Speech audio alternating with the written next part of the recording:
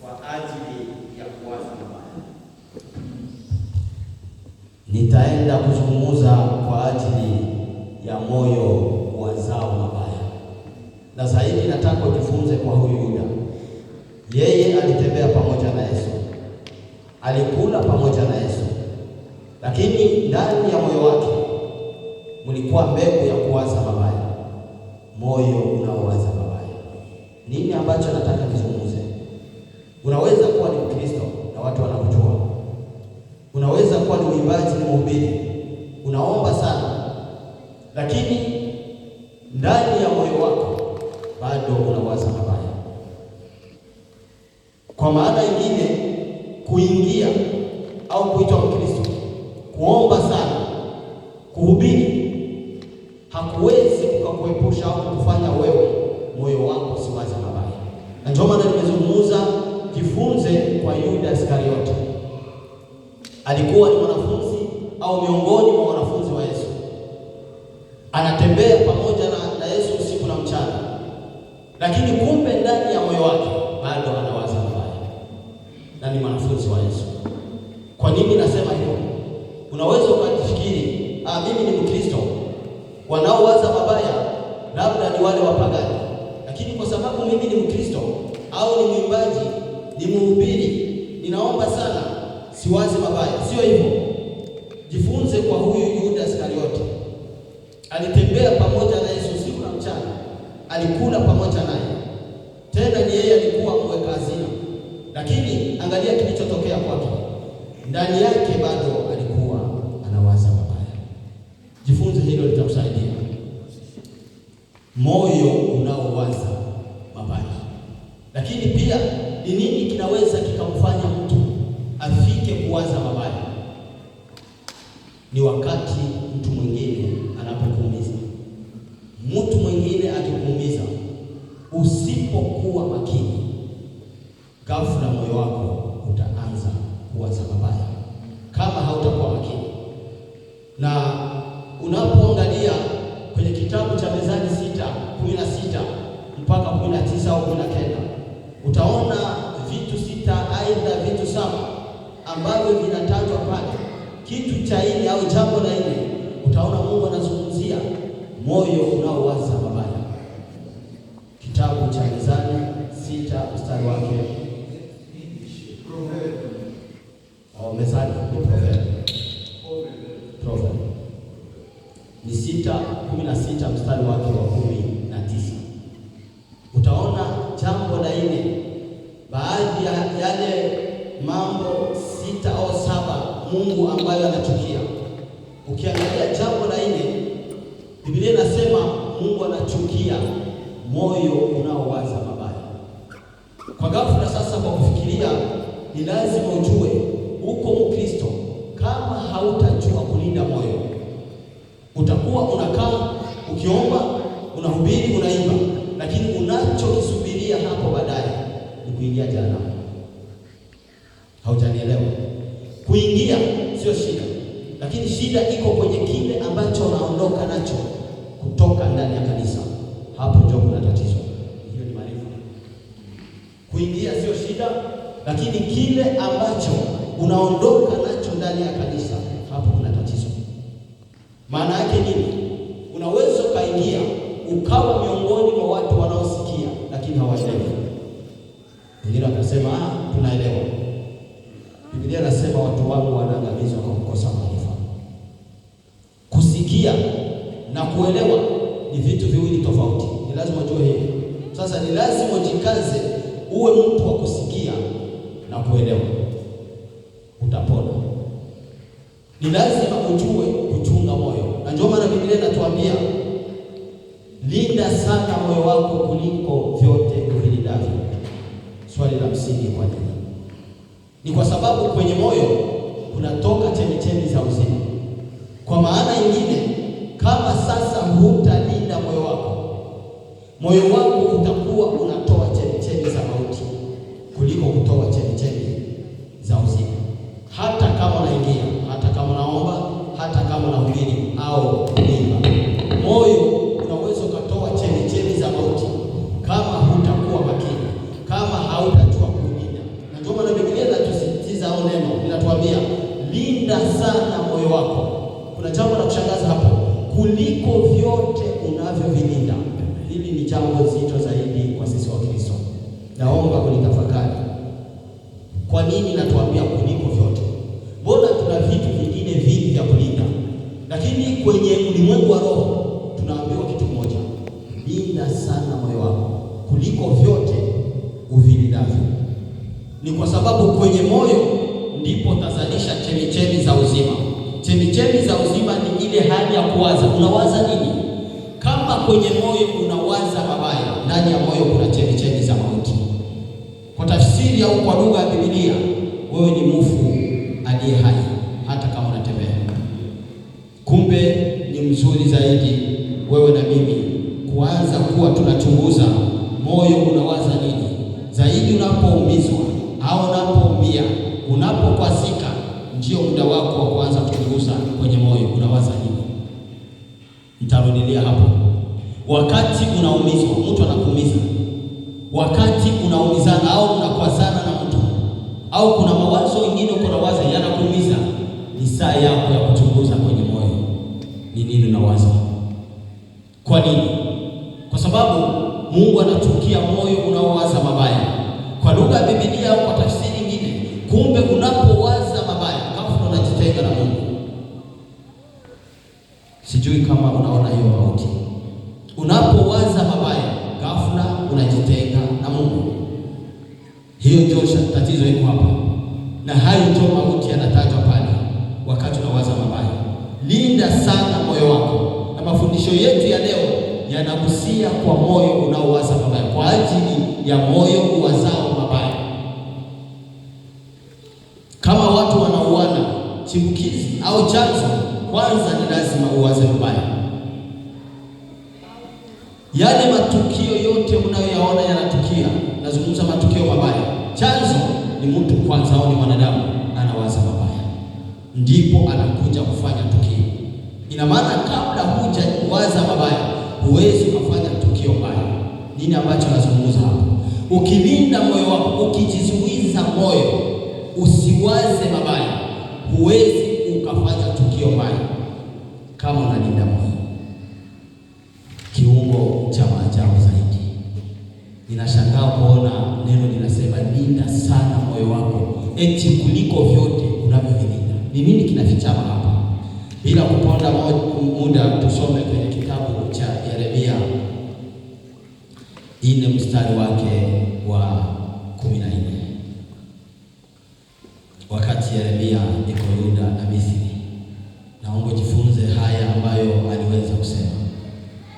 Biblia inasema, Yeremia 4 mstari wake wa 14, Yerusalemu, jioshe moyo wako, usiwe na uovu. Yerusalemu anaambiwa hao ni watu, upate kuokoka. Mawazo yako mabaya yatakaa ndani yako hata lini? Mungu anazungumza na watu wa Israeli, lakini leo anazungumza na wewe na mimi. Anasema, Yerusalemu, jioshe moyo wako, usiwe na uovu. Kwenye moyo usiwe uovu, upate kuokoka. Mawazo yako mabaya yatakaa ndani yako hata lini? Acha kuangalia sasa wana wa Israeli, jiangalie na mimi nijiangalie. Mawazo yako mabaya yatakaa ndani yako hata lini? Yule aliyekuumiza ndio unamjua au haumjui, unashakia tu. Lakini swali la msingi kwako na kwangu, mawazo mabaya yatakaa ndani yako mpaka lini? Unasubiri kuwa na hayo mawazo mpaka ukufe? Hiyo ndio swali. Yatakaa ndani yako mpaka lini? Lakini tunaambiwa jioshe moyo wako. Mawazo yako mabaya yatakaa ndani yako mpaka lini? Kama unaona kwenye maisha yetu ya kawaida, uko naona watu kila unapokuja unasikia watu kuna ugomvi baina ya jirani na mtu mwingine, baadhi ya mke na mume, baadhi ya rafiki na rafiki. Hii ugomvi chanzo ni kuwaza mabaya. Huwezi kuanzisha ugomvi na mtu kama hujaanza kuwaza mabaya.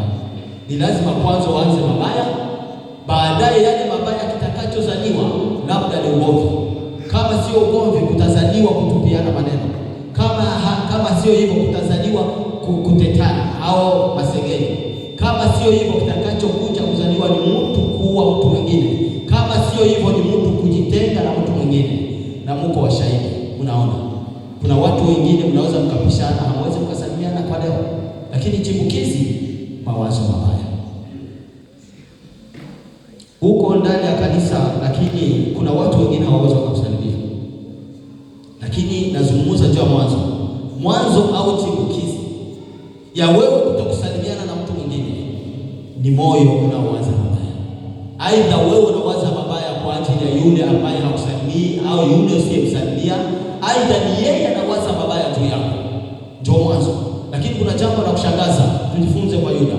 Bado tunaingia kwenye makanisa. Hao wanaowaza mabaya sio wapagani, sio wale wa nje. Bado tunaingia kwenye makanisa, lakini tuna watu ambao hatuwezi kusalimia. Moyo unawaza mabaya. Wewe ni Mkristo, lakini kuna mtu. Sasa jitahidi kuanzia sasa, hata yule ambaye haumsalimu umsalimie. Mawazo yako mabaya yatakaa mpaka lini? Kitabu cha Yeremia kimetuuliza vile. Mawazo yako mabaya yatakaa ndani yako mpaka lini? Ni wakati gani utayatosha mawazo yako mabaya? Bwana tuhurumie. Ninapoangalia wakati ndugu Naboti anauawa, jinsi mfalme alikuwa na uwezo, anatoka kwenye shamba, Naboti anakataa kumpa lile shamba, mfalme anaondoka zake, anaacha. Lakini alipofika nyumbani, Yezebeli mkewe akatengeneza ndani yake kukawa na mawazo mabaya, akatengeneza mashahidi wa uongo, mpaka wakamwangamiza mtu ambaye hana hatia, akauawa. Mawazo mabaya. Na ndani ya wanadamu kwa leo iko hivyo. Mtu anaweza kusimama akatengeneza uongo na mtu mwingine mkamchukia, lakini chimbukizi mawazo mabaya.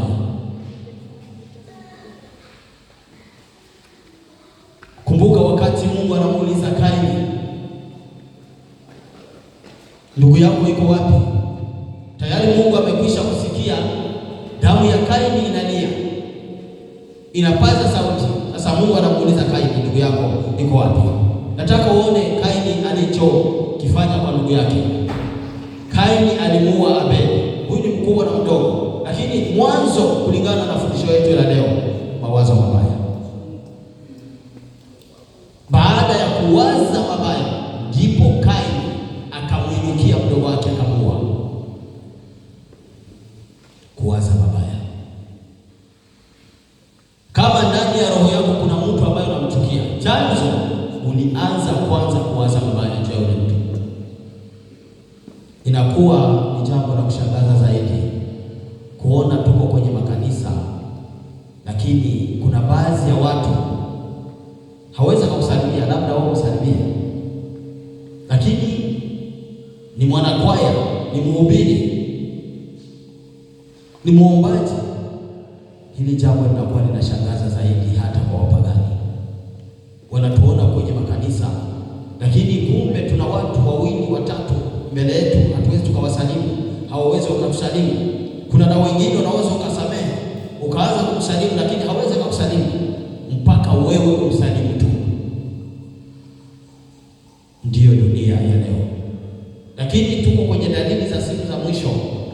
Ni wewe kujitahidi kwa upande wako, kuanza kukagua moyo wako.